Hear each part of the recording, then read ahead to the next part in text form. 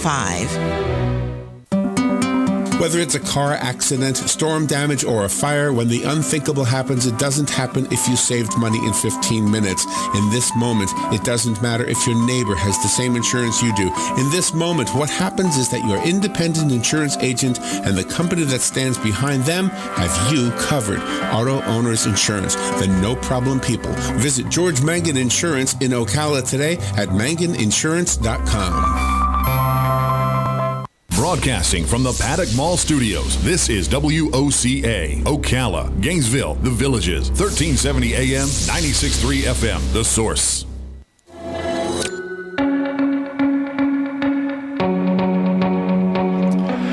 All right, thank you for tuning in this morning. 20 minutes after 11 o'clock. You know, it's 2018.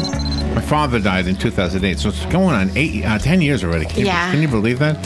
So toward the end of my dad's life, he was given a prescription for morphine, and we never got to give it to him. And I'm glad we never got to give it to him because he died shortly after we got it, and he never had any. And I would have been, you always say, did this cause some... He was dying, but anyway. After he died, we had this big bottle of morphine. And the ladies from hospice were in the home because he died at home. And they said, you have to dispose of that properly. And they told me to mix it with coffee grounds. Mm-hmm. And then I don't remember what we did with it. I don't know if we flushed it or what we did. Yeah. We made coffee out of it. Yeah. Anyway, there's a proper way to dispose of medicines. We're going to learn a little bit right now. Dr. Kalynn Rhode is on the phone. She's a clinical pharmacist with UNC Healthcare in Chapel Hill, North Carolina, Joe. She's from your neck of the woods. Good morning, Dr. Rhode. Good morning.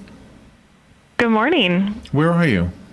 In Chapel Hill? Where am I right now? I'm in Chapel Hill currently, yep. Oh, it's a beautiful place. How was the weather there today? Well, we got a little ice storm last night. You did? So one last ice storm before spring. We did. One last last hurrah, right? Yeah, it's a beautiful place. I love that name, too, Chapel Hill. Isn't that a pretty name? Mm-hmm. It's beautiful. It is a pretty name. Chapel Hill. So did you hear me telling my story from, and I don't mean to bring up something sad. It was the end of my dad's life, but he lived a long life, though, and the morphine disposal is why I wanted to bring up that story. Have you ever heard that? Do you do that? You mix it with coffee grounds? I've heard that, and yeah, that is a method to dispose of meds. There are other methods to use as well that we should discuss today, but that does come up when patients are unable to access these alternative methods to dispose of medications. So, and to dispose of medicines just by flushing them down the toilet, why is that not a good idea? So it does lead to environmental exposure of those medications. So usually there's ways that we can get rid of them through. So the two that I'm going to talk about more are drug take-back events. And these are usually nationally sponsored events by the DEA. And there's one actually coming up on April 28th of this year. And what you do as a community member, you'd bring these medications to this event. And then there's local police officers as well as usually a pharmacist that kind of sponsors those events. And they will get rid of those medications for you. We have that in our community. So why is it only once in a while? Couldn't I bring medicines to a doctor at any time and say, look, the person who's taking these is no longer here or is well, doesn't need them anymore, right? We have to wait till a day? So there's not really good methods in doctors' offices to get rid of them. So there are those 2 days a year, and then you can actually have these in your community whenever you would like. So they're usually driven by police officers in your community when they will host these events.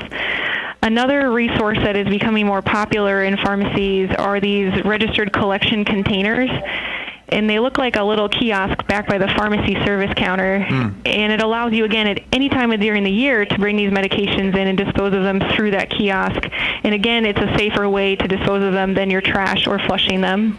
Okay, and does the information we have for this little interview include just simply storing medicines? Like, would there be a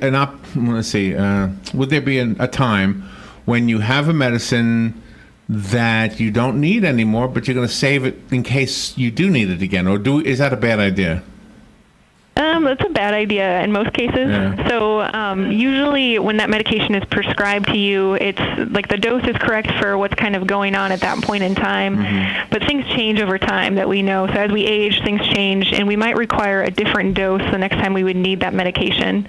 So it's always a good idea to actually have that conversation with your physician or your pharmacist before you would just take that medication again, assuming that your symptoms are the same, et cetera, just to ensure, again, that the dose is correct for that point in time. Should families keep using the proverbial medicine cabinet, or should the families, the adults in the families, like grandparents or the parents, should they have just a special place for their medicines in their drawer or somewhere that they don't even tell their children or grandchildren where they're at?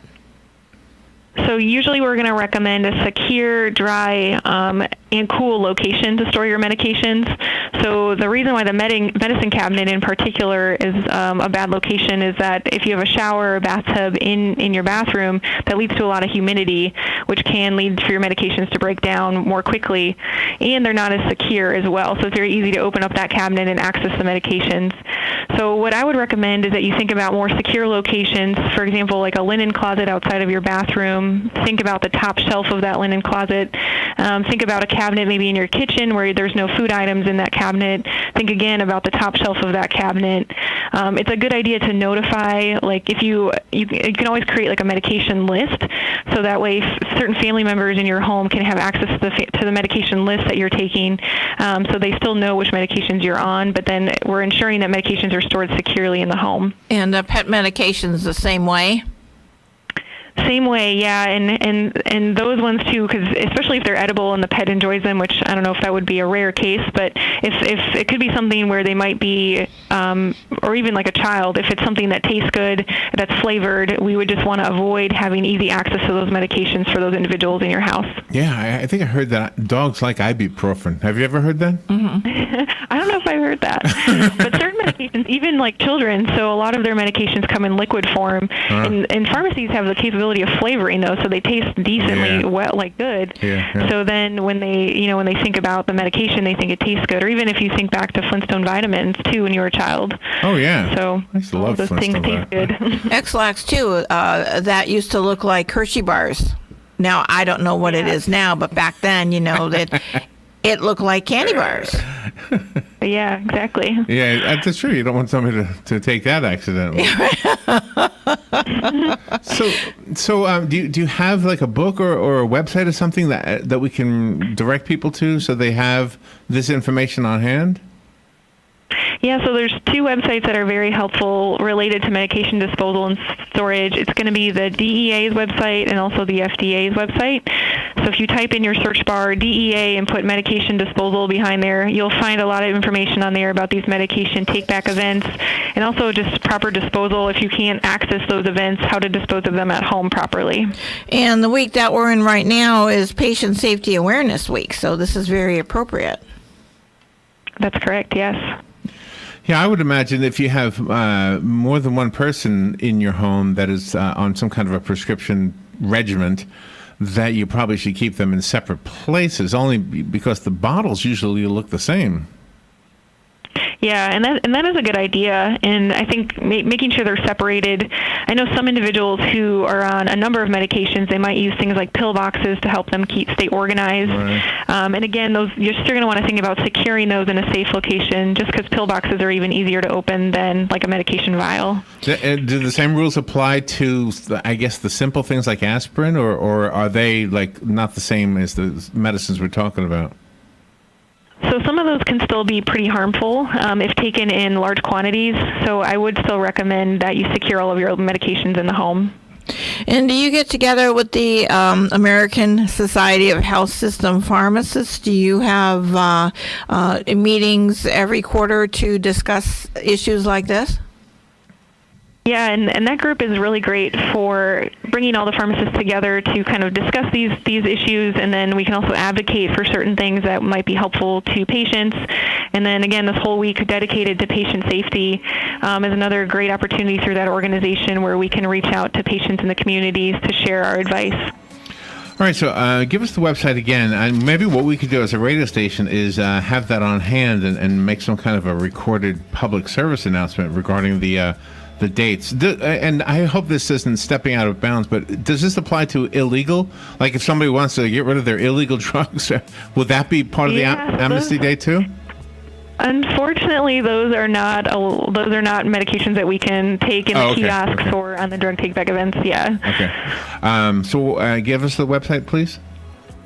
Yeah. So I would go to the DEA's website, so if you just go into a search bar, just type in DEA medication disposal behind that and hit enter, and you will find all of their resources online on their website. Dr. Kalynn Rhode, thank you so much for being on the show with us today. That was good information. Yeah.